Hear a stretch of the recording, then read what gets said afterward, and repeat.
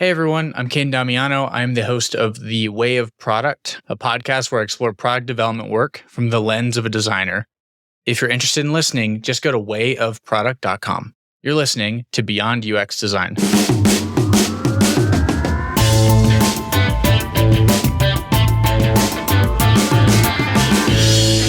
What's up, UX fam? How's your mom and them? Welcome to another episode of Beyond UX Design. I'm Jeremy. If you're new here, welcome to the show. I am super stoked to have you. And before we jump into the normal stuff today, I want to give a shout out to Tice for leaving some awesome feedback for the Beyond UX Design book, Master Your Craft Beyond Pixels and Prototypes. And don't forget, if you get the book from beyonduxdesign.com/book, you can use the code LISTENER to get 10% off your copy. Leave me some honest feedback and you'll get a chance to win a shout out on the show just like this. So head on over to beyonduxdesign.com/book and use the code LISTENER to get 10% off your copy today. This week's episode is brought to you by Figma Academy from Dive Club. Now, we usually talk soft skills here on the show, but let's not forget hard skills are just as important too, and mastering tools like Figma is crucial. Now, remember back in episode 50 with Tommy Joko, he mentioned knowledge debt and how you'll pay for your learning with either your time or your money. Well, if you don't have time to learn it on your own, Figma Academy is your fast track to mastering Figma, and you'll be in good company too. Over 4,000 designers from industry leaders like Shopify, Microsoft, and Amazon have already taken the plunge. The course is hands-on, and you'll be part of a talented cohort of designers. Plus, they host a live Q&A session every Thursday to clear up any questions that you have. You want your company to foot the bill? Well, lots of designers have done just that, and Figma Academy even offers an expense template to make it a breeze to get approval from your boss. And because you're all awesome listeners, I've teamed up with Figma Academy to offer you a $100 discount. Just head on over to beyonduxdesign.com/Figma and use the promo code BeyondUX at checkout. And if you haven't done it already, please consider subscribing to the show wherever you listen to podcasts. And if you are a regular here and you feel like you're getting something out of the show, I would really appreciate you leaving a 5-star review. That'll help me out so much more than you can imagine. And as always, thanks so much to Chris, Siraquan, Stacy, Rodney, Megan, Andrew, John, Mark, Kevin, and Jason for all their support. And if you want to join these fine folks and many others and help keep the show independent and ad-free, you'll get rough transcripts and exclusive access to the entire video library of episodes, including access to episodes before they're released. You can get instant access to the video archives for as little as $5 a month. Just head on over to beyonduxdesign.com/support to find out how. And of course, if you think the show is worth sharing, then I would love it if you told some friends. So you've probably heard a ton of people online, on LinkedIn especially, places like that, talking about how there is no process. The process, it's like there's no spoon. There's no process in UX design. You do what you want. And for the most part, unfortunately, I think a lot of times that does tend to be very true. But I've got Rob Hamblen on today, and we're going to talk all about how there should be a process. And if you don't have a process, how you might be able to work with your team to make sure that you guys find a process that works for you, because I think that is very important. So Rob has nearly 3 decades of experience in digital product design. He's led teams and delivered innovative solutions to complex digital challenges for high-profile clients like Amex, Adidas, Bain & Company, and HSBC. As a former product design director at AJ and Smart and creative director of UX at IBM iX, he's adept in managing cross-functional teams and fostering digital transformation. Rob has advanced the design sprint methodology, condensing months of work into a few days and creating a stakeholder-friendly version while at AJ and Smart. His expertise in rapid prototyping, innovation strategy, and design thinking ensures that digital challenges are solved with empathy for users without compromising core business needs. So Rob, welcome to Beyond UX Design. I'm really excited to talk about this today. How's it going? How are you? Hey, everybody. Yeah, Jeremy, thanks for having me. Yeah, nice to be here. Yeah, absolutely. What an intro as well. What an intro. Yeah. No, thanks. My good buddy ChatGPT helped compile that from various data points from your LinkedIn profile. Don't tell everybody. Before we get started, I got to give a shout out. I got to give a shout out to my buddy Andrew Rice, former guest on the show, for introducing me to Rob. So Andrew, thanks for the introduction. I think this is going to be a super awesome episode today. So we're going to talk all about process. Obviously, you worked at AJ and Smart. I think most people, if you're not familiar with AJ and Smart, I'm sure you'll talk about them a little bit, but they're well known for a lot of their frameworks, methodologies on things like design sprints and lightning decision jams and all that stuff. But yeah, I'll let you talk a little bit about that. So Rob, why don't you tell us a little bit about you, and then we'll get into it, man. Okay, cool. So, the 3 decades thing always kind of freaks me out because, that sounds like an epically long time, right? So, for me, it's kind of like one of those things where it's like, Anyway, so I started out as a traditional graphic designer, I guess you could say, and managed to get my foot in the door in a natural design agency back in the mid to late 90s. And it was at that point where, I had done, I think, 4 years at art school, and I qualified to getting my foot in the door. And what it meant was that I actually made a career choice to actually not progress with a degree and actually ended up getting work experience. So that's kind of where some of my 3 decades comes from, because I guess you could say I had a kind of very early entry to the market. And cut a long story short, I was there for probably about 7 or 8 years. I then got headhunted to join a very small agency in Cambridge, UK, where we specialize in small screen and mobile. And back in those days, we were, I think, migrating from 1G to 2G, and a 3G was on the horizon with Hutchison Whampoa. And we were designing, mobile phone screens for, things like QVGA and QSIF Plus, and Nokia handsets like the Series 6 to Nokias as well. Yep. So we managed to, it was very strange because it was like, you always hear of the dot-com boom era where, the joke is you sat at your desk, the company name changed twice, and then you get acquired by somebody. Well, that's exactly what happened. We got acquired by Qualcomm. So we immediately had, we were kind of like salaries were doubled. We were flown with Virgin Upper. We were flown to San Diego, like almost like every 6 weeks. And we were heavily integrated into this, giant of an incorporation. And, but we were able to kind of, make a difference and, adapt our knowledge from small screen design into the Brew operating platform. And I think that kind of stems to some of my early days of kind of transitioning from being a visual designer into being a UX designer. And, Jeremy, we're a similar age. So I think you'll also draw some parallels with, the job roles of information architecture, actually being a graphic designer and changing that job title into a visual designer. And, the job title has changed a lot over the years. And I think we're most commonly adept now to UX terminology and experience design and service design as well, right? So another long story short, I stayed at Qualcomm for about 5 years after the acquisition. And actually, my family and our 4 kids and our dog, we felt actually we wanted to emigrate. So we ended up finding a location in the south of France. And I then became like a freelance design consultant. Actually took many projects with me. This is now 2009. And one of my initiatives for 2010 was that I wanted to either build my own app and create my own app, or go heavily into the world of like 3D animation. Oh, wow. And so if in 2009, if you're good with numbers, the iPhone was launched in 2007.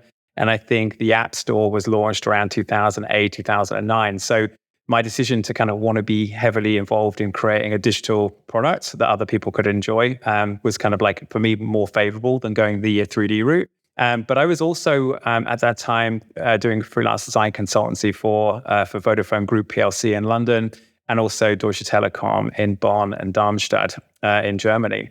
Had amazing experiences, got really great exposure to how different studios were set up, working with amazing designers, obviously in Germany and UK. Oh, yeah, I bet. And for me, it kind of, I was kind of reaching that kind of junction of like, do I want to start my own agency? Coincidentally, I'd met the 2 founders of AJ and Smart, John and Michael, and became really good friends with those guys, helped them out on a few projects, and they'd also offered me an opportunity to join them a couple of times. But every time I kind of turned them down because they're a very young agency. I've got a large family, and for me the balance wasn't quite right. Yeah, a lot of risk. I know. Yeah, and for sure. Just coincidentally, that was the time when IBM had headhunted me also to help them establish a new studio in Dubai. My wife was on the first call when I ended up having a chat with this, this recruiter, and she was like, "Well, like Dubai, like that could be cool, right?"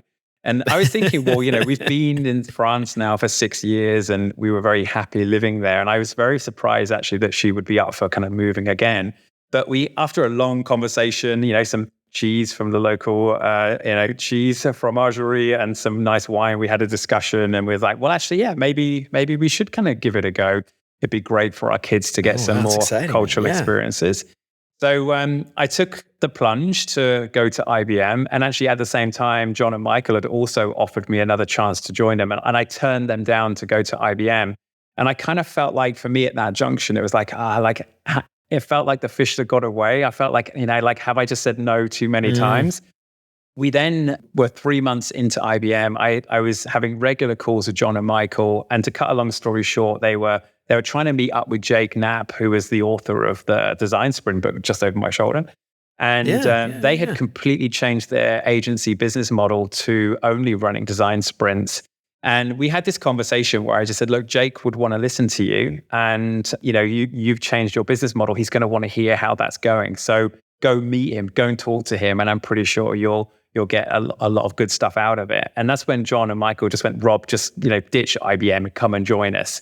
So I said, look, I would, but I was kind of already committed to IBM for at least 2 years. And they said, look, if it takes 2 or 5 years, doesn't matter, just come and join us as soon as you're ready. So I felt very privileged. And I also felt actually at IBM, I'd had a huge weight off my shoulders that I knew I already had an out. So it kind of made me a little bit more maverick whilst being this creative director of UX for IBM. Right. And that being said, this is where the first part of the process story comes in, because at IBM, they kind of hinted at this Apple partnership and having this connection. And, when you're operating a design team, you have these kind of connections with Apple as well. So I was very much swayed with this kind of later marriage or partnership that they had back then. And but equally, also the exposure to enterprise design thinking. And we were given very unique opportunities to run enterprise design thinking workshops for some amazing clients. And actually 2 of those projects back then were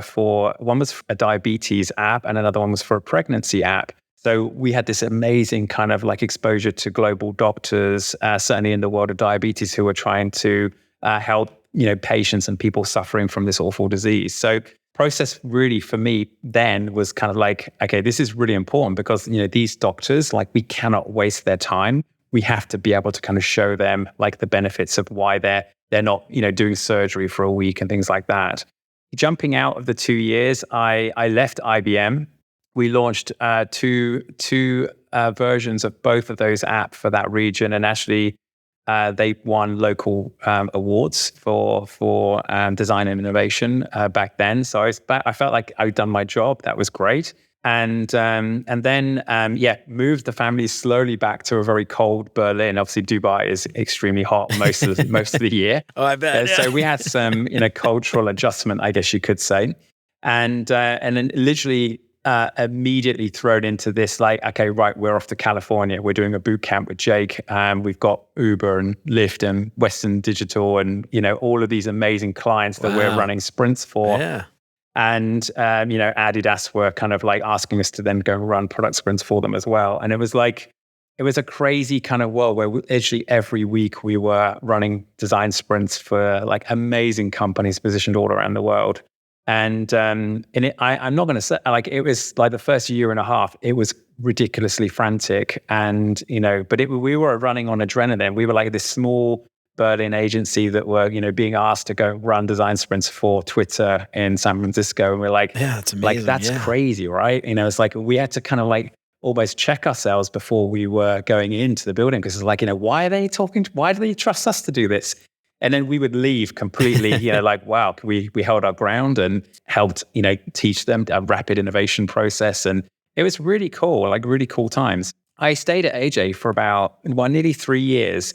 And I guess my calling to have my own agency was always there. And I loved, don't get me wrong, I loved the culture of AJ and Smart, and I loved how we disrupted using design sprints. But I really missed the kind of the whole designing of a whole experience we did at IBM finish, right? And actually, exactly, pressing the button and getting it on the App Store and things like that. So for me, it was a really easy decision to kind of go, right, do you know what? I'm going to start my own thing. I'm going to be more kind of comprehensive with the whole design thinking process and this rapid innovation framework of like the design sprint and everything else in between. And so Be The Leap was formed in January 2020. And actually, my first client was Blinkist. And my second project was a bank in Mexico City. So I kind of solo went to Mexico, helped an agency run a sprint there. From the back of that banking app, they then kind of asked me to kind of fill like a CDO role to help them actually build the app out and mentor their design team and actually help them kind of like knowledge up basically to do that. So for me, I kind of learned very early on in the early years of Be The Leap that actually, I'm very good at being able to kind of flex my offering and be accommodating with regards to like the whole process of like how you would make a digital product experience. And we've grown now. We're still very boutique and very small. There's 4 of us. I'd like to think that we actually impact and dent the world in design and product and innovation and help a lot of companies all over the world actually help solve problems. And yeah, that's pretty much me. So hopefully that wasn't too long an intro for everybody. No, it's fine. It's perfect. Well, it sets it up perfectly because everybody out there listening gets to hear now your experience. And you've had not only internal experience working in-house, you've had external agency experience. You've worked for AJ and Smart, which I think is, a lot of people will know them as, the people who help with design sprints and the process there. So you've got a ton of experience dealing with process and you've got a ton of experience understanding when the process can be bent, broken, changed when needed and things like that. So we're going to talk all about that. So the first thing I want to talk about here is, this idea in the zeitgeist of social media mostly, right? UX people telling junior designers, forget about the process. There's no process. You've obviously been in the trenches dealing with process for a very long time. What is your take on this notion that there is, quote unquote, there is no process? Yeah, and I think designers are kind of really categorize designers. I think designers, like, they want to be creative, right? They want to be able to have this free will to kind of give their contribution in whatever sense that means. And certainly from myself and the designers that I've mentored and managed over the years, I felt like process was always something that felt like it compromised their creativity. And, I had early exposure to design thinking back in the early 2000s and loved it. And, you had to have a very accommodating product team to kind of give you the free will to kind of like bring design thinking components into how products were made. I guess I had it with some early adoption at Qualcomm when I was managing the team there, but I guess I couldn't like fully flex kind of like what that meant. And to be completely true as well, like I was still learning, like, what does process actually mean? And back in those days, if you were to ask a designer about a process, it would be like, yeah, we gather, requirements. We then go to wireframing. Yeah, we then go to like execution and UI design. These are the Photoshop days, but that would be like as much of a process that you would get out of people. And if you were lucky enough to work with big corporations, you might have like UAT testing, user acceptance testing, a 2-inch thick requirements document. Yeah, right. Yeah, and then we were slowly creeping in. And actually, at Qualcomm, we actually set up a usability lab so that we could actually bring users in. And for me, that was when I really felt like process had to include like user testing. And there's still a lot of companies out there that say they do it, but don't. And I think that's kind of like the biggest shocker of everything. And that is that, the user testing component should be part of every designer's process. And, if you're a young designer, if you're a junior to midway designer and you're going into the world of either a corporation or a design team, it's your job equally to ask, like, what's their process? Because they will immediately probably disregard whatever process you have as you get hired. Yeah. It's a natural thing, right? Because, if it's your first gig, or, you only have a couple of years under your belt, people in design teams typically don't want to listen to the juniors because they're like, well, like, who are you? Like, you're like, we'll tell you how we do it. And then you fit into that. So what I find is that a lot of designers, young designers these days, that are learning process through their either online courses or through universities or whatever, they immediately get thrown into a world where, their process is compromised based on like the corporation that they're joining. And I've had many good conversations with Andrew, and I'll give you Andrew Rice a good mention here as well.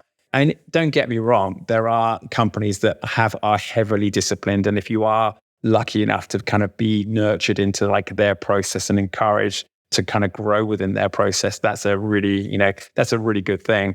So I'm not saying that there are no processes ever in any corporation or design team or whatever, but sometimes there's just, time isn't money, right? And when you're in an agency, like normally it's about the priority of just getting, pitch decks out there or completing like workflows and things like that. So, it might not be that you get to fully flex your arm and in your process. So yeah, I think that's probably the best way to summarize it. And that is that, processes are important. And if you're new to design and you have had exposure to the process of how you, discover, for example, and you get early insights into research and capturing requirements in that way, and having these kind of conversations with stakeholders and customers, and customer interviews and onboarding and behavioral aspects of how people work, basically.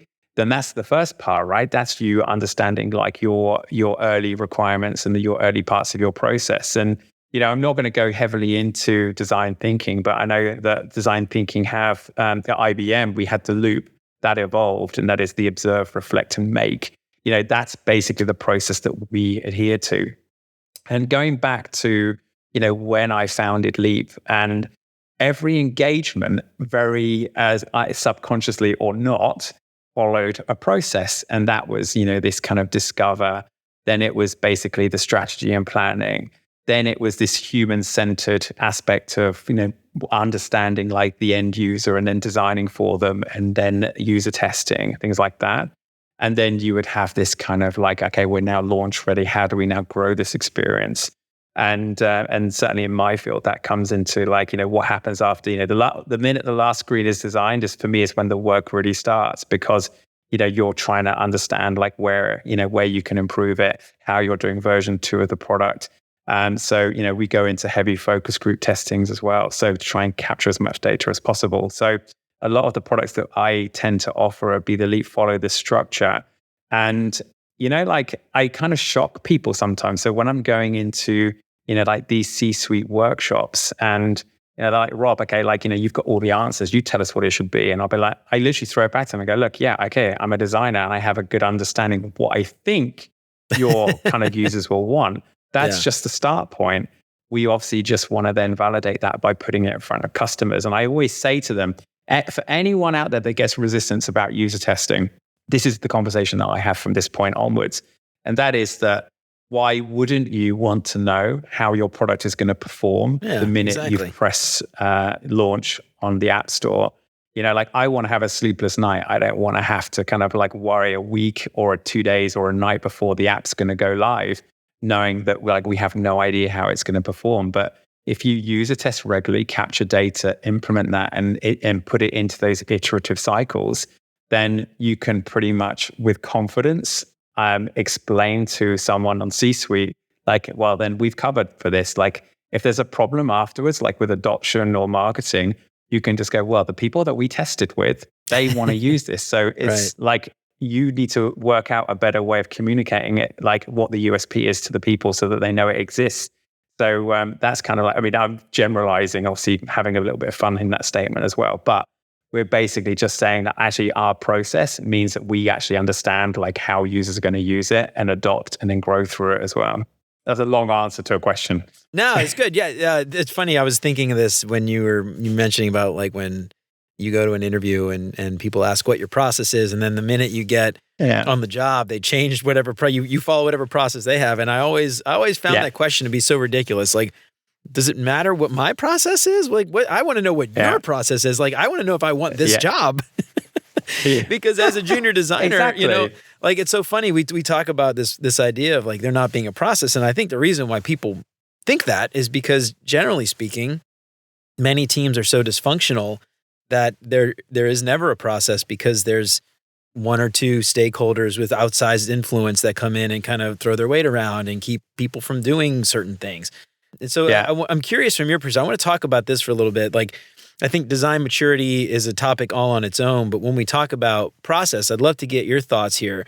When you've gone into, as a consultant, when you go into these internal meetings, or when you go into these meetings with these executives or maybe middle managers, because let's face it, a lot of times, a lot of this comes from middle managers, less from the executive sitting in the corner office who usually have no idea what their teams are actually doing. Yeah. But when you go into these meetings and you find that there is a dysfunctional process or process, I'm curious what those conversations look like, and how do you help to sort of guide those teams back towards, again, there isn't one single process, but a process that is better than the current process.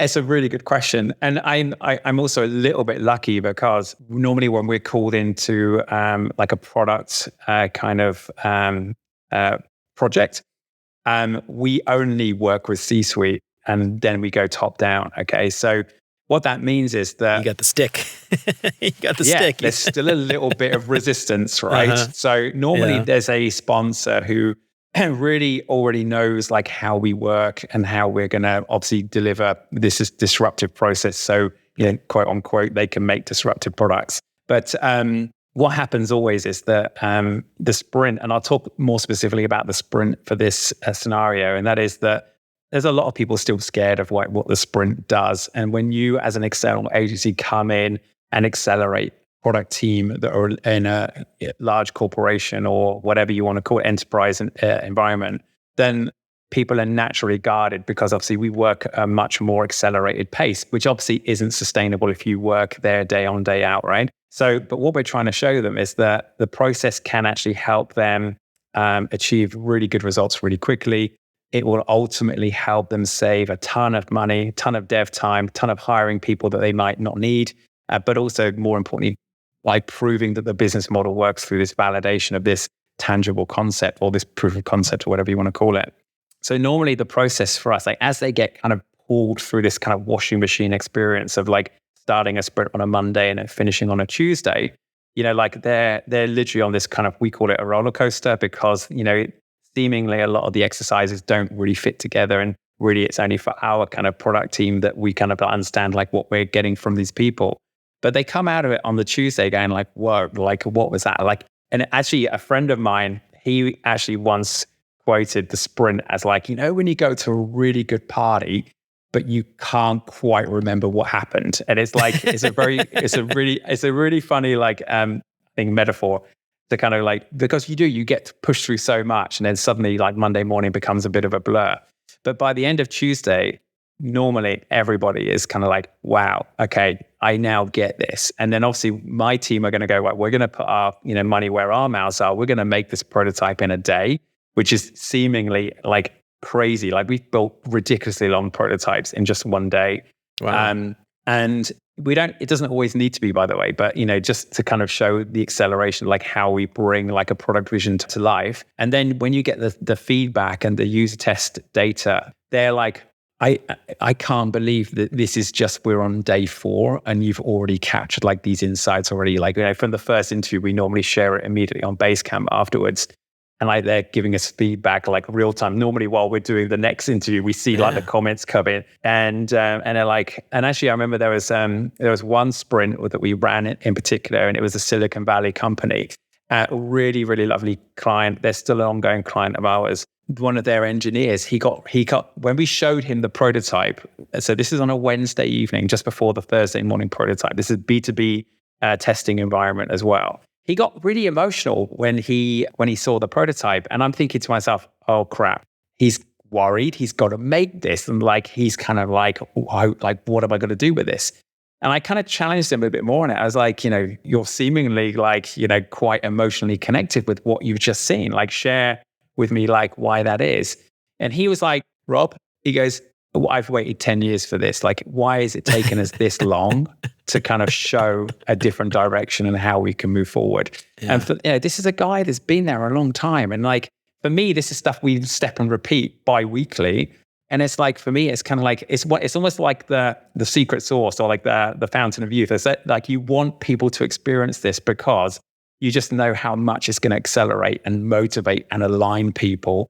So for me, like that's kind of where I get my jollies from this process, and how this process can really help teams of people work on a single vision to move forward. And when you've got the team aligned, that's when amazing things can happen. So when you're doing that with leadership teams, of course you're going to get great exposure to these amazing conversations from all of these very technically capable people. So as a designer, I always say this as well. It's like, why wouldn't you want to be privy to these amazing conversations? Because I know for a fact, even now, it's going to make me a better designer when I'm privy to these conversations. And for example, back at AJ, we ran a sprint with HSBC, and it was like one of our first major banking sprints. And I was briefing my team, and I was like, guys, you guys need to knowledge up on open banking, because I don't want us to be the designers in the room. I want us to have conversations like we're bankers. And what happens is that we end up creating concepts or product experiences based on our crazy, knowledge immersion in like just a couple of weeks. And normally what happens is, and I actually is one of my kind of internal KPIs from a sprint, is that our concepts are chosen. And normally what happens is the client will go, how have you actually got into like our problem space when we've chosen your concepts? Like, you think we would know this? But that's how powerful the process of a design sprint is. It enables us to really dig in deep and come up with solutions. So for me, that's like where it kind of blows my mind. So to come back to your middle management question, yeah, I mean, you're going to get that, right? I've been a middle manager, so I know that you're typically either reporting to upper management and you don't really have much kind of sway over, like the teams that you manage. But, what we found is that you can still make a difference. But when we come at it from a top down, it means that you've already got buy-in from the senior management team. So that's normally how the disruption kind of disperses through the company, because the senior management go, right, well, we've tried it. It works. Now it's on you. And that's where like our training and things like that comes in, because then we can actually train the middle product tiers so that they can be more effective as well. And it's all about empowerment, right? So, that's also one of our, mantras at Be the Leap. And that is that, we are an external product team, but we're almost like an extended arm. And I know that's not a new way to kind of pitch like an agency, but we do take a lot of pride in actually empowering those teams to kind of run these things themselves. So, we also like to say that we don't want to be kind of hired long term, because that's also sometimes where we stagnate. But if the product and the project is really interesting to us, of course, we'll have those conversations. But, it's a really interesting kind of the psychology behind how you balance, how you run a sprint, how you pitch, and then how you empower these teams to then run it afterwards. But so you've got this process, you sketch, you draw, you concept. Obviously, you've got heat mapping and voting. So that gets people into a consensus, and you make a decision to kind of align people. And then you go into this rapid prototyping phase, and then you user test. Like, that's the best process already in the world. You're doing what you do in 4 days. That should be the main pillars or foundations to your actual process in itself. So listening, sketching, creating, and embellishing, iterating, and then customer feedback. So tell me if that's not a process within itself that should complement any designer. So yeah, so one of the things I'm curious about, and this is something I think a lot of junior designers often face, especially when we're talking in terms of low maturity or some kind of process, or let's just say let's not focus on low maturity, because I feel like that's like a whole nother conversation. Let's just like we see the symptoms of that lackadaisical process of random features and no time to do anything, and everything is rushed and all that stuff. And often designers will come back and say, we have a better way to do this. We have these steps that we should be doing. And so one of the things that I find is that a lot of times junior designers, or anybody, even in your case as a consultant, you're coming in and you are trying to change something, right? And there are people there that are usually very resistant to that change, mostly because they think what they've been doing is correct or right, or nothing wrong with the way they've been doing it. And you're telling them now that's wrong, or you're not explicitly saying you're wrong, or you have a broken process, but you're implying I have a new way of doing it, and they a lot of times get very defensive. So I'm curious from your perspective, how does a team or a designer or somebody on a team approach that without stepping on someone's toes or offending people who are often higher and have power and control over maybe a junior individual contributor or something like that?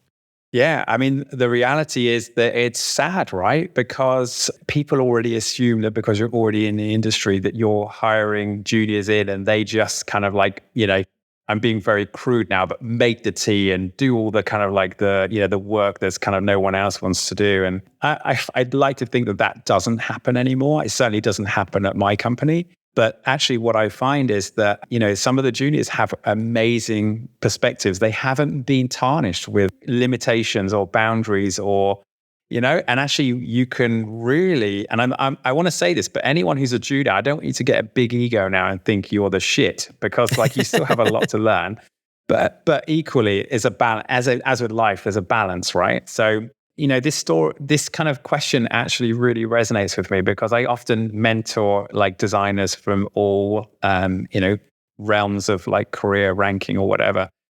This comes up a lot, and it is frustrating because that these people have great ideas and they do have a lot to give, and they're just not being listened. And sometimes there is no solution other than that you need to move on, right? Because also sometimes I think that, and I don't want my team to listen to this advice, but sometimes when you leave, you go and get experiences that you wouldn't ever get somewhere else. Right, and that's actually sad. And I think that's why I work so hard at retaining my team, because I want to build long-term relationships with the people that I work with. And as we obviously continue to grow, we'll pull more people in. But I don't want this high turnover of people, because you lose consistency, you lose learnings, and it's very hard. So, there's a bit of a tactic, and that is that, what I often say is that, if you're a junior and you've got really good idea on something, then there's no reason why you couldn't ask an expert to come in on like a lunch and learn, for example, and then you're immediately transferring the fact that it's not you doing it, but you're bringing exposure into thinking differently. And I've actually done this for a couple of people within my network. I've gone in and run lunch and learns on design sprints, for example. And what I do is I actually help set them up to then kind of take it over. And there's a way in which you can kind of do like experiments or like case studies, and like you treat it almost like a small project and empower them to go, look, this person has an idea.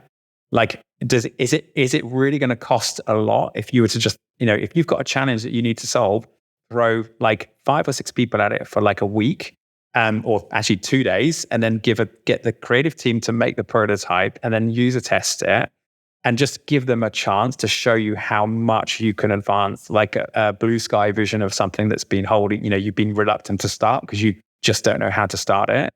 And in some cases, it's meant that person's been able to kind of grow and kind of move into more of like a facilitator kind of role, and actually then go and, kind of like get teams to be more motivated. But it just takes the leader to be able to kind of see that. And don't get me wrong, it's risk, right? If you're, a big company or even a medium-sized company, but your design team is at like less than 10 people, if you're putting a product owner and a researcher and a designer and, maybe a couple of other, experts in, that's a lot of time. That's time that they're not working for your business. But what I often say is that, like, if you want the business to implode from an innovation perspective, then just carry on doing what you're doing and do nothing. But if you're willing to kind of take the risk and empower people that could become like an elite innovation team within a company, to help you kind of think 5 years in front, then you should run these experiments. And I even say to our clients is that, you shouldn't be running sprints every week. We only did that because we were doing sprints with different companies every week. If you've got a company and a product team, there's no reason why you couldn't allow like 1 or 2 sprints every year just to kind of re-energize people. One of the other things I also say is that, you can pull people in from different departments. People that are maybe like at IBM, there were people on the bench, right? So pull in some of those people that are on the bench that can go into this extra kind of learning capacity to kind of help advance like some product ideas, things like that. So yeah, there's a few tactics that you can put in play, but I definitely think, the junior midweight designers, you need to make sure your ego is left of the room. You need to be humble about it. And, it's a way you're educating upwards and you're adding exposure upwards. And you, of course, have to do that very sensitively. Otherwise, you're just going to kind of ostracize yourself and, become this person. You're also as well, like, if you're underperforming and you're, and you're offering these things, they're going to want you to be good at your job first before you do these things. So you need to make sure that you're, I hate to say it, but, achieving above and beyond. And you can show them that you can step out for a couple of days to run a workshop or something and pull the right people in. Yeah, that's actually really good advice. I mean, this is something a few weeks back we talked with Dan Weiner about this idea of being able to do the tactical and the technical work first before you can start trying to influence at a strategic level. If you can't do the tactical stuff, the day-to-day work, focus on that. Get really good at your craft and your hard skills before you try to go do these other things. So it's actually really good advice. One of the things we talked, we had a conversation not long ago, and we were talking about a bunch of stuff. And one of the things that you brought up was this idea that a lot of designers will try to just break the rules all the time, and there's this. It's really important to first understand the rules before you go and try to break the rules, because if you just go willy-nilly breaking the rules, you don't know what that outcome might be. So talk a little bit about that if you could. I'm curious from your perspective, how do they get to a place where they understand the rules enough to know when they should or shouldn't be bent or broken? Yeah, good question. And I also don't have all the answers for this, but there's a number of reasons or ways you can dissect that question into certain scenarios. And that is that, like if you're a junior and you've kind of shown that you can work to the company's process and, you deliver good results, and it's about knowing where to cut the corners, right? So, and I think when you become an experienced designer, that's the difference between an experienced designer and a new designer, right? Is the experienced designer, they've heard pretty much everything before. When you're briefed on a project, if you're designing a logo or you're designing a letterhead or you're designing a website, chances are you kind of know what works because you've been around for a little bit. When you're new to the project, you're likely to only be coming in at a certain level. Maybe you're only going to be contributing to. I remember when I was at Vodafone, there were like 26 designers working on the masthead of the website, and for myself, it was like I can't even work out what some of these iterations are. They're so like almost like insignificant, but. It's like it might be that you only have exposure on certain things, or you might be doing typography, or you might be doing just the research part of it, or you might just be doing the pre-wireframe kind of part of a project. So again, with an experienced designer, you're going to have a more of an end-to-end understanding of like how it all fits together. I remember actually when I worked at Deutsche Telekom, I was responsible for a project and I needed an icon, and I just did it myself, right? Because I'd always done it. I'd recreated this kind of 3D icon. It was in the style of like their other ones. I'd worked out the metaphor. I'd done it because I was an independent designer. I could do this stuff. So when I presented it to the product owner, he was like, yeah, that's great. He goes, I see you got the icon team on the icon already. That was fast. And I was like, what icon team? I was like, I did the icon. And he was like, no, you're responsible for the product. The icon team do the icon. So I had to get an introduction, a very awkward introduction to the guy that took the brief for the icon. And he was really pissed because I'd done his job. And I was like, God, I'm really sorry. It's like, anyway, just take what I've done as a kind of like a start point, and then I'll let you kind of do your stuff. So briefed him. They came back to me 2 weeks later with my icon. It was like, right? They tweaked it a little bit, but it was like my icon. I was like, really? And he was like, yeah, it was a pretty good job. But like, but you got to follow the rules. Exactly, right? You've got to follow the rules. So that's a really good example of me kind of being a bit maverick and doing stuff. But on that occasion, it worked out. But it's like, you just have to be able to kind of assess who's who, understand like where your remit is, understand how you can help people without kind of like patronizing them or offending them. And then kind of slowly kind of like, kind of get more exposure outside of like the brief that you've been given. And, I guess if you're good and you're enthusiastic and you're humble and kind and you listen, like these are great traits. Why wouldn't people want you as an extra hand if you've done your job? And, I think actually for me, this goes back to my very first agency, a company called Triad Design in the Midlands in Northampton. I would just be like really hungry for the next project. And as a junior, like in those very early days, there weren't enough Macs for me to actually work on one during the day. I had to do all my design work when the designers went home. And I then started kind of contributing concepts to these big pitches that were happening. And then there was a consistent pattern where my concepts would get selected to go, okay, that's actually pretty good. We'll put that in front of the client. And then the client started to choose my work. And it was like, okay, guys, can I have my own machine during the day now? So the art director would get a brand new machine. I would get the one that was like the oldest, but hey, at least I could work during the day. But I guess the kind of reality is that, just be enthusiastic, be keen, hold your hand up for things, be humble, take criticism when you get it. Like, don't have an ego. I will just not hire anybody with an ego. You are not, this one and only person that makes decisions for everybody else. And that's also something that I also say at the beginning. And that is that when I go into a room with C-suite people, I just go, look, I am not the person that's going to answer all your questions, but I've got a good idea to get started, but then let's get the feedback and then they'll tell us what you need.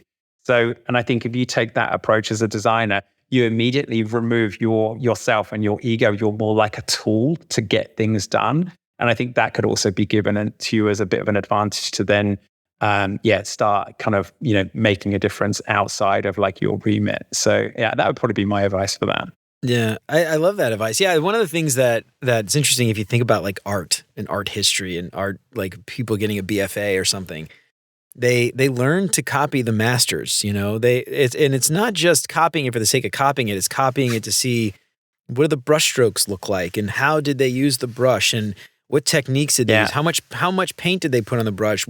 How did they like mix it together? Like all these various things to learn how to copy a Picasso or a Rembrandt or whatever it is. Yeah. And if you apply that to UX design, it's similar, right? You're not just copying to copy. You're learning those processes over time. And then as you learn to copy the masters, then you can say, Da Vinci used this really cool technique, but I'm going to change it slightly and I'm going to modify it, or I'm going to use a different thing, or I'm going to, do whatever it is. And you start to learn how to mold and fit that process to your own unique style, right? It's very similar to art. You learn to copy first, and then once you figure that out, then you can move on and create your own kind of style and your own aesthetic. And I think as a UX designer, I don't see it as being all that different, like a junior designer coming in on day one who's like, I got my own process, get out of the way. Yeah. What are you doing? Like you talked a little bit before about like knowing what works and what doesn't. I think it's that wisdom that you build up over time. Wisdom is something you don't learn in school. You can't get wisdom, I don't think, from a book. It's learning and doing and trying and failing that helps you get that wisdom. Yeah, you know exactly. what I mean? Failing. I love that. And so that's the kind of stuff I always think about when I tell people about this, and it's the same way I always see like these junior designers and they don't copy art, they don't copy apps when they first start out learning visual design. And I'm like, your icons are like 10 times bigger than like everything else on the screen. Yeah. You've got these weird gradients in the background. Everything's hard to read. Well, I didn't want to copy. I'm like, copy because it works, copy because it works. And I think it's the same when it comes to process and you learn that process. And then over time you learn what you can do. And the interesting thing too, and you kind of called this out a little bit, but I want to highlight it, is you have to know what the outcome of changing something is. And that comes with that wisdom. So if you just say, I want to break the rule, I want to skip a step, I don't want to do a step, or I want to do a step twice for some reason, that you have to understand, like, what's the outcome? What's the consequence, of doing that? And will it affect me negatively, or is it going to affect us positively?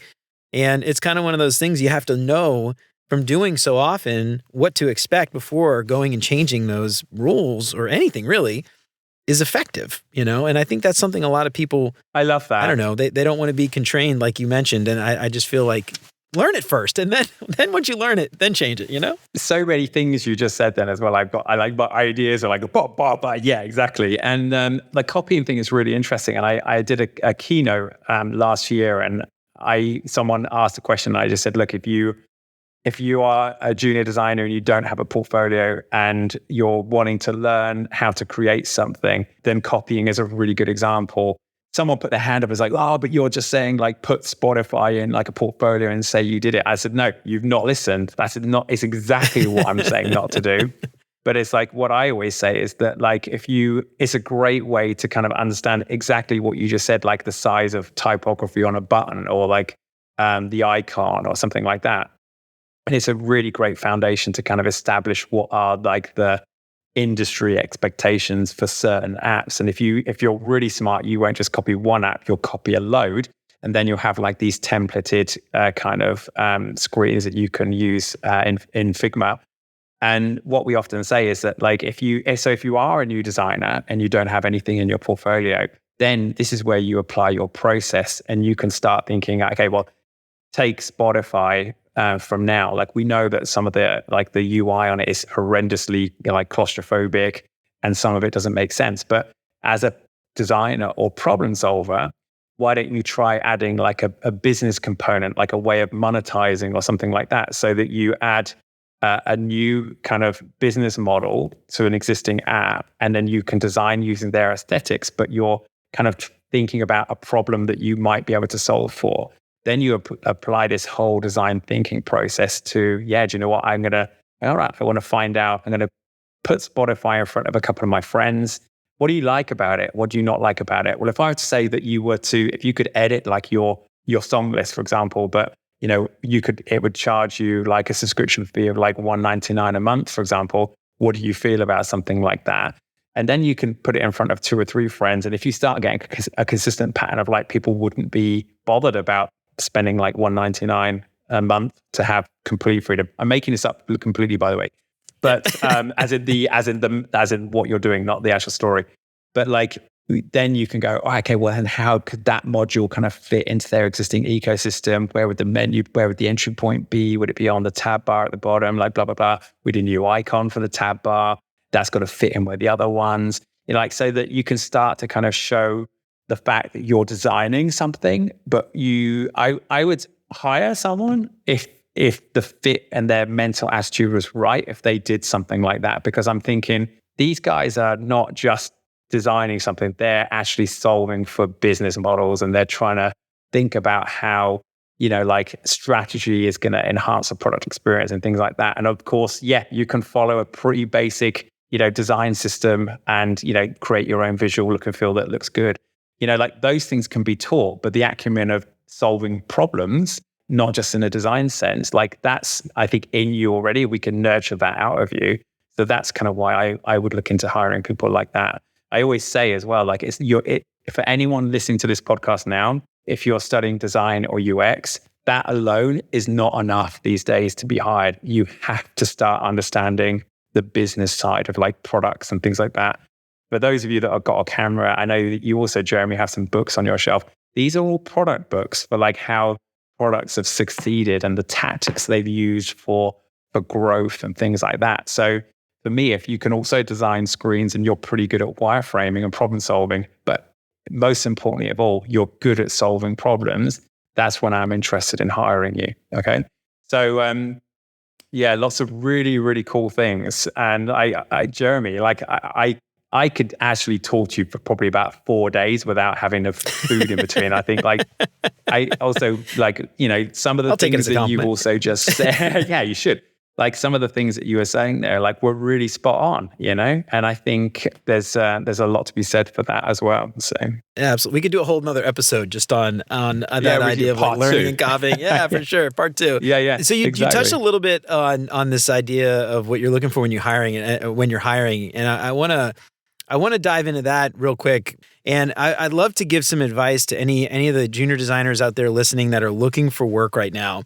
And, you know, you mentioned a little bit about hiring. I'm curious, when you're looking through something like a case study or a portfolio, what are you looking for to show that someone knows that business strategy or they're solving business problems? Is there something you're looking for when you're looking at a case study that just jumps out and you says, I know what I'm doing? Yeah, 100%. Because depending on the depth of that case study will be how you get an indication of how they're going to solve for that problem. Okay. To go take you back, I was hiring like my first proper designer for Be The Leap. And I actually created a questionnaire for them, for whoever was applying for the job to qualify. And I gave myself like an honest kind of like gold. And that is, if anyone answered a particular question correctly or in the way that I wanted it, I would give them an interview. And bearing in mind, Be The Leap was probably 16 months old. I'd taken a bit of a break for a couple of months to kind of step back and rethink what I wanted the company to be. And so I thought, right, okay, I need to I want to hire someone, but I want them to be a certain kind of way in which they think. I was thinking to myself, I'll probably get 10 maybe candidates through. I'd put a post out on LinkedIn. I'd put a post out on Instagram. And I had something like 50 something responses. And I was like, whoa. I was like, okay, that's way more than I was kind of imagining. And Hannah, who is actually now that person who filled that gap, she is obviously still working with us. And but she was the first one to respond. She was the first one to organize when I could talk to her. And she was very, very structured and very, very disciplined in how she kind of managed me in that process. And I kind of really appreciated that, actually. And it's weird, when I interviewed her, that she was the first interview, I knew that I would be hiring her because she just kind of ticked all of the right boxes. And for me, it was okay, but there's still now at least 24 other people that got that question right. I wanted to talk to them as well. So I kind of went through that process and did that. And I'm really glad that I did. So I would say with regards to case studies, for me, if I'm hiring a designer, I don't want to just see polished visuals and maybe a wireframe. Anybody can do that. My team do that in a couple of minutes when we're doing sprints. Okay. So that for me isn't impressive. What I would like to see, and this could also be quite interesting for those of you listening, if you're lucky enough that you've already had work and you've got some pieces in your portfolio where it actually is a live or paid piece of work, I would also like to see the concept work that didn't get through to the final kind of the final version. And what I can then also understand from that is I can understand, okay, your creative offering. So maybe some of the early concepts for me is because we all know that the minute the client gets in the room, they are you've seen all the memes on Instagram. They're your worst enemy. It's yeah, we love that, but take it out. I love that font, but make it smaller. I can't read it. I love that, but change that picture of that person. So your original concept, which probably looked amazing, has been completely kind of remastered into this very bland, vanilla kind of experience. So seeing the two side by side would be very, very cool, because then you get to kind of tell the story of what happened. And I think that also comes into the kind of portfolio exercise, as well as how you communicate, whether you're able to eloquently understand your process and why certain decisions were made. What questions did you ask along the way? Where did you get friction, or where did you have challenge from the team that you were working with? What could you have done better? Where could you learn? These are going to be some of the questions that I would ask. So I don't want to just see the glossy thing at the end. I want to see the real grit behind why decisions were made. And then obviously how you respond and how kind of so for example, let me give you a good example of this. Would be so say you've designed a website. You've maybe, you've worked to a style guide. You've maybe changed some colors, maybe the call to actions, maybe repositioned. And, maybe it's a better customer experience. If I ask you why you made those decisions, and your answer is something along the lines of, well, the brand is not so great, so I added in this other funky color because I felt people would see it a bit more. It was quite complementary to a logo that you now don't see on that screen, and blah, blah, blah. You're just not going to get hired. It's you have no clue of why you've been kind of given this privilege to kind of create and design things. Whereas if you turn around to me and go, well, yeah, my job was to kind of look at, the landing page, and we understood that basically the value propositions and the USPs weren't really communicating in the right way. And, we were losing, foot traffic very early on because they just didn't get it. Or, if you've got a cart or something and, basically it was hidden below the fold and people weren't able to kind of see it. We were losing customers because we just couldn't convert them quicker. That's why we made these changes. And we did change the color because we felt it wasn't, it didn't stand out enough as a call to action. So we wanted to kind of highlight a little bit more. that, I've just, again, kind of spitballed that. But yeah, sure. If that's the kind of conversation you give me, like, I'm interested in you because you're getting the business challenge and why you as a designer are converting that into like a visual metaphor to kind of make the business more successful. So yeah, in essence, that's pretty much it. No, I love that. Yeah. And that all ties back a lot to, we talk about like storytelling and all that stuff in UX design. And that's, it's not once upon a time there was a button and, blah, blah, blah. It's the story is why you're doing these things and, why are you creating these things? Why did you do a persona? I can't tell you how many times I've seen case studies with just personas. For what reason? Why? You never even referenced them again in the latter part of the case study. So what was the point? So that kind of stuff. I love that you're calling that out. And designers out there got to have a why. You don't just do stuff to do stuff. We're not artists. We are designers. So I love that. All right. So Rob, I know you got to get running. You got to get some clients. You got to go schmooze with. I'm okay. So I got some questions I want to ask. But before we do that, any closing thoughts? Anything else we didn't get a chance to cover that you think it's important for some of these junior designers, career shifters out there to know about process? Yeah, I mean, we could even have another conversation on AI and what does that mean, right? Because we didn't touch on that. Yeah, and I think, to be brutally honest, and I think this goes back to my statement earlier, and that is, it's not enough to just be a designer, because I think obviously, the world has had a huge disruption in the last, 7 or 8 months with ChatGPT and all the other AI kind of offerings that have come off the back of it. It's as much of a disruption as for me when the Macs were first introduced. And I was really fortunate and old. I know that you're thinking of it now as well. Because, when I first started in my first agency, not everybody had a Mac as a workstation. People were still marking up with the traditional markers and things like that. And when I went into that agency setting, I was like, whoa, that's not what I signed up for. I wanted to use a Mac at university. I was using the Mac to do everything. And people were challenging me on well, no, that's only for typesetting and typography. Why would you create a magazine cover using the whole Mac itself? I'm like, guys, this is the future. So for me, it was kind of one of those things where it's actually it's as much of a disruptor, but it's kind of how you use that tool. And when the computer or the Mac first came out, people were like, oh, it's going to take away our job. It's going to do this. And it's yeah, probably will to a degree. But I think if you're of the right frame set, you can use it as a tool to empower you to be a better designer or a better human or whatever you want to call it. But yeah, I think you can use AI in a way to kind of speed up your process. I guess that comes into kind of if you can there you go. Use AI to help you write a bit of copy, but then you rewrite it in your kind of tonality, then that's a great way. Don't just regurge what it spits out and hope you can kind of get away with it. Oh yeah. But if you want it to kind of create an image or something, then that's great. And so I would say, with the AI kind of elephant in the global room of being a designer, I think you should be aware of it. You should be concerned. But I still think it will need designers to oversee and make decisions to make sure that it's always making the right choices for us. But and that's also why I strongly kind of pivoted our business model into working with people, so that we are always doing workshops and meeting the people that have the challenges, rather than just being a website designer. I think I would worry for my business if that's all we did.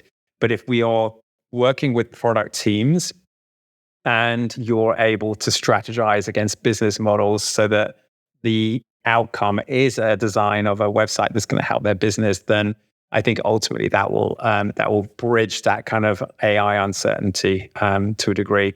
But I mean, I've already noticed that, people are not using copywriters as much. I mean, it was always a luxury position, right? And only when we worked in huge corporations that we would pull copywriters in, and they would be kind of pulled in at the last minute. It's we've done the whole sitemap, we've done all the flows, we've done all the customer journeys. Can you just copy that? Fill in the blanks, yeah. And copyright it. And they'd be like, guys, I you pulled me in for 2 hours. What the fuck? But it was exactly. But it would be a case of okay, give me a week and I can kind of give you some tonality kind of offerings and localization. And that's kind of where you really appreciate what a copywriter can do. And I think people are kind of using AI like that. Well, we'll just get AI to do it. It's but AI has no context of localization and things like that. So that's where I would say AI is kind of like the elephant in the room, but don't be scared of it, but also don't just assume that you're going to be all right. Yeah, embrace it. I think it's one of those things where I think you just made a great point that AI has zero context. It's literally just taking whatever you've typed in and giving you something back. So sometimes that's good, sometimes it's bad. For now. Yeah, for now. Yeah. That's true. Yeah. And when I think about UX design especially, like there's so much going on, there's so many variables. In order for AI to truly replace a human, it's got to do all of that upfront discovery and the research and have the conversations and get all the context to give anybody anything worthwhile. So, if it's not the AI doing it, it's someone else having to gather that context. So I feel like that's kind of one of those things, like the visual design piece. I hate to say it, but maybe at some point next 5 years, it'll just spit out a beautiful UI, perfectly designed with words that are actually legible. Job done. Yeah. But what it won't be able to do is determine what right is. It won't be able to tell you what good looks like, so you have to know that. So anyway, that's a really great point. All right, Rob. So I've got some questions I like to ask all of my guests to get. I know we could keep talking. I know you got to get out of here. You got to go have some drinks with clients. So you got to close that deal, baby. So first up, it's closed. We're celebrating. All right. Yeah, no, celebrate. What is your favorite non-design book? Non-design book. It would actually have to be Sprint because I've kind of based my business model on it. There you go. Yeah, Sprint. Yeah. All right. I like it. Yeah, that's technically not a design book. I think you're right. All right. What is your favorite non-design podcast? It was called Wireless Nights, and it was hosted by a guy called Jarvis Cocker. And actually, when I first moved to Berlin, he actually came to Berlin, and he's got such a he's an old like 90s pop star or whatever, and he's got a very unique voice. But somehow, when I was listening to this episode about Berlin, I genuinely felt like I was on this journey or this story with him. So yeah, really, really cool. Yeah, that would be one of my most memorable ones. Yeah, you said is he no longer doing them? I haven't listened to it for a little while, but he has. Okay. He's done a lot of episodes. But I'll be honest, I actually don't really listen to podcasts that much. I tend to do audiobooks. Because I still listen to some, and I still listen to John from AJ and Smart. Like he's got this CEO one now that he does. So I'll give John a little plug and just say that that's also quite interesting because it's like not design, but it's more about like running an agency and that kind of stuff. Actually, I've been meaning to ask you this since before, but AJ and Smart. So John is the J. Is there an A, or is his first name actually an A and the middle name J? No. So there was an A. I can't remember whether it is. I think it was an Andrew.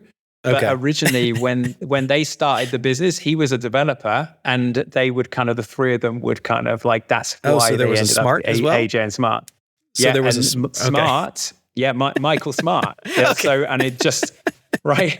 And actually, I'm not sure if Michael was actually still part of the business. I know that he went to kind of like a silent partner for a while because he relocated to Australia. But yeah, that's where the Smart came from. So it was AJ and Smart. All right, that's hilarious. You should get John on because he also tells a very funny story of like how he branded that. I tell you what, if you can get John on the show, I'll send you a gift basket and some fruit or something. I'll send you a virtual high five. I will do my best. Okay, awesome. We'll talk after. All right, so you've traveled around quite a bit. What is your favorite meal? You've probably had quite a few delicious meals. This could be anything you've cooked, you've eaten somewhere.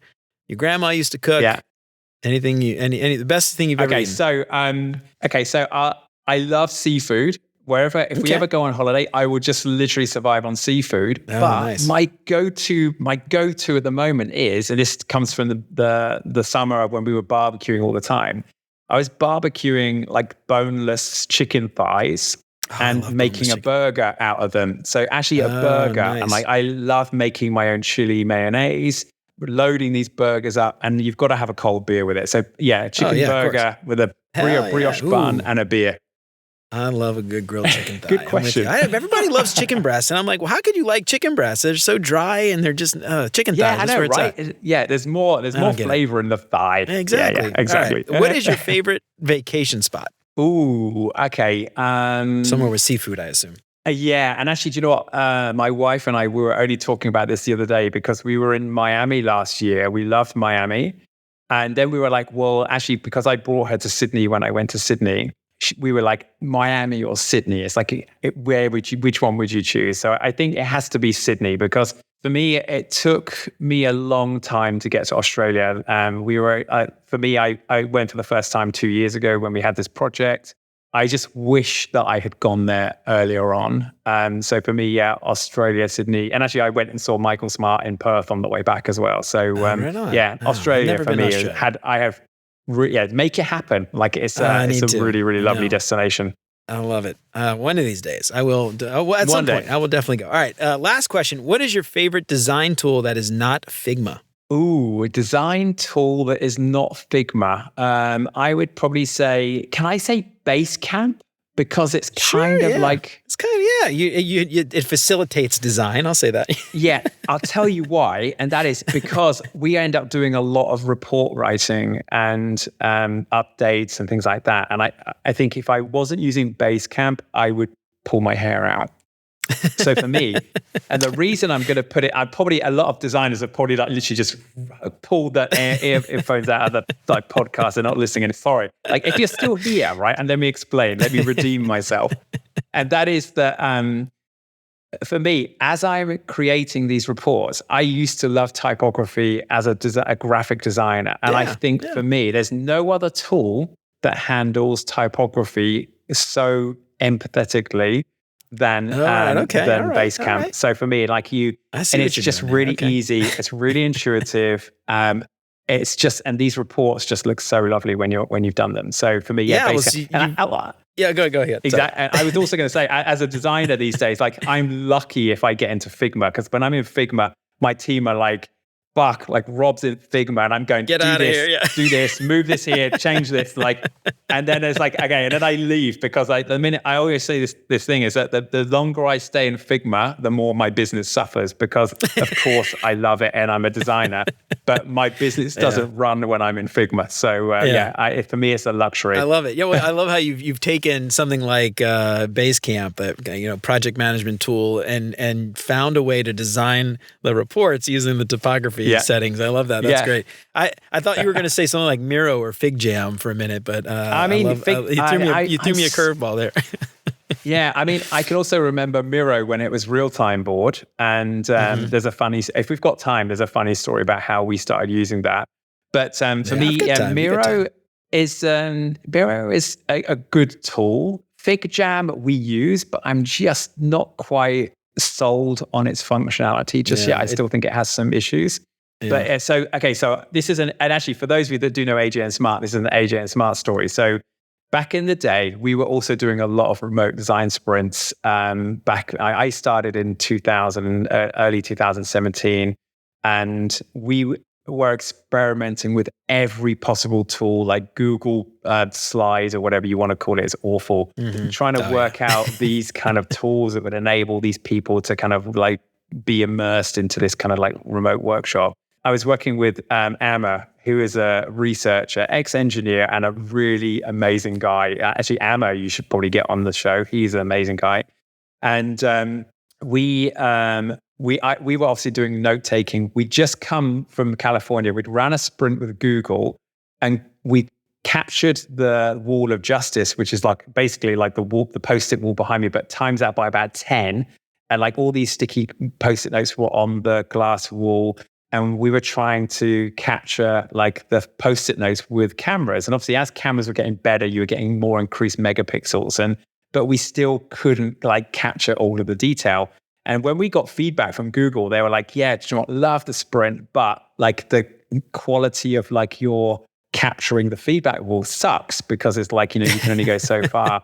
And obviously we were trying to do things really fast. We were doing updates from the plane, like Basecamp updates and pulling them all together. So like we didn't have time to piece like 8 photos together to make a big montage and all that kind of stuff. And it was a bit like the Henry Ford thing is like, the faster horses. Like the answer was not a bigger camera with more megapixels. It was like, you need to just find a better solution. So I put Amma onto it, and we were running a sprint the following week and capturing the data on the wall of justice. And before the interview day, he goes like, I found a product. We could use real-time board. And I was like, okay, well then that's cool. Let's give it a go. But I was very hard on Emma, and I was like, we have a zero tolerance on like, if it breaks, like we are not using it because we're capturing data live. And, you know, like we don't want to have to go back and listen to another interview again. So I'd said to him, I was like, okay, we sat side by side and we had this big TV screen in the sprint room at AJ. And we had this user on the TV screen, and we had this blank wall with the wall of justice kind of mapped out. And I was frantically writing. Look, I do have posits here. Like I was frantically writing like green and yellow and orange and like all these other kind of post-it notes to kind of like capture the feedback. So as they were talking, I was coordinating the interview, but also writing the feedback. And Amma was using real-time board to digitally capture like the feedback on these post-it notes. Exactly. Yeah. And I, as I'm interviewing, I'm looking at him going, you know, like typing away, like really efficiently, like really smug. And I'm writing with a Sharpie. My hand is getting tired. And we'd ended the interview and looked at him, and he kind of looked back and went, yeah. And I literally just picked up all my post-it notes and just threw them in the bin. I went, okay, right.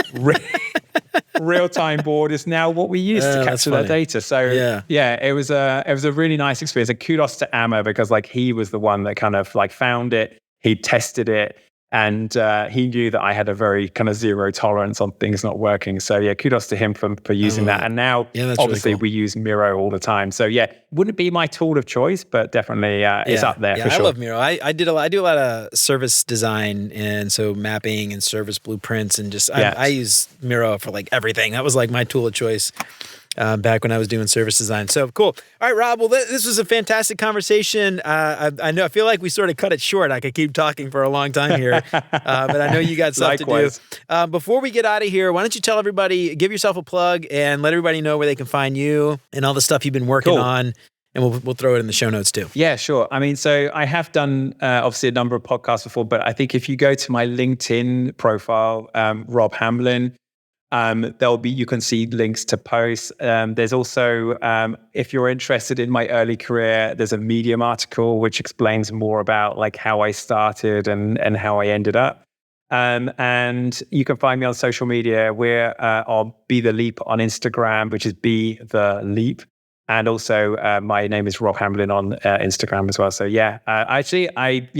come and join me. If you have questions, I normally respond on Instagram as well. So if you do have questions, then I will answer them for you. So yeah, happy to connect with you guys. Thank you, Jeremy. All right, Rob. Yeah, thank you for coming on. I really appreciate it. This was fantastic. I wanted to say, like, you are an amazing host. It's been very easy to talk to you, and thank you very much for having me. So I really appreciate it. Right on. Oh, I appreciate that, man. Take care, dude. Thank you so much. Well, all right, y'all. That's it for Rob and me for today. I hope we helped to shed a little bit of light on that idea of there is no process. Well, there is a process. You just might not be following it.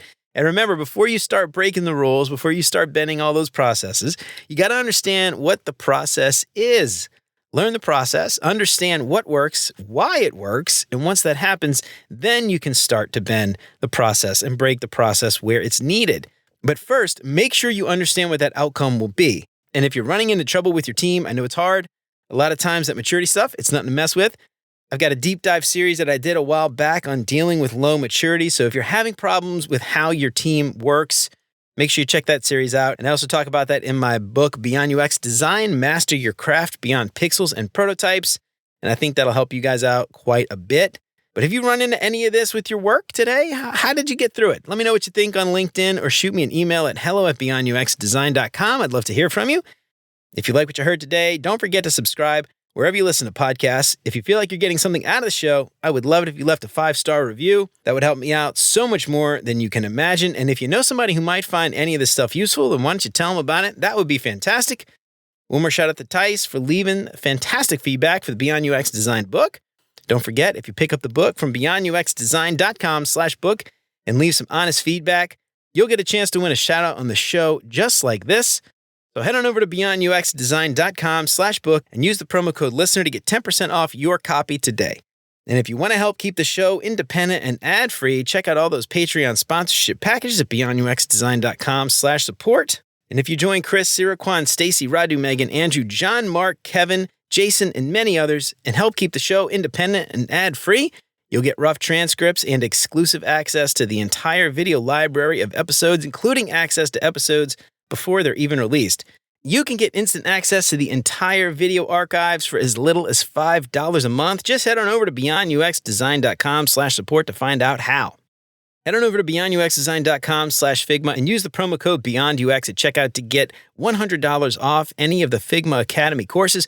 Join over 4,000 designers from industry leaders like Shopify, Microsoft, and Amazon that have already signed up. So kickstart your Figma mastery journey today. I want to give one more shout out to my buddy Caden Damiano for that little intro. Make sure you check out The Way of Product, Caden's podcast. It's really great. I love it. I was actually a guest on there last season. Had a lot of fun. Make sure you check that out. Remember to sign up for the newsletter and check out all the past episodes along with all the show notes at beyonduxdesign.com. I hope you keep coming back for more great UX tips from Beyond UX Design. And until next time, remember, you're more than a designer because there's more to UX than design. I'll see you around. Take care, y'all.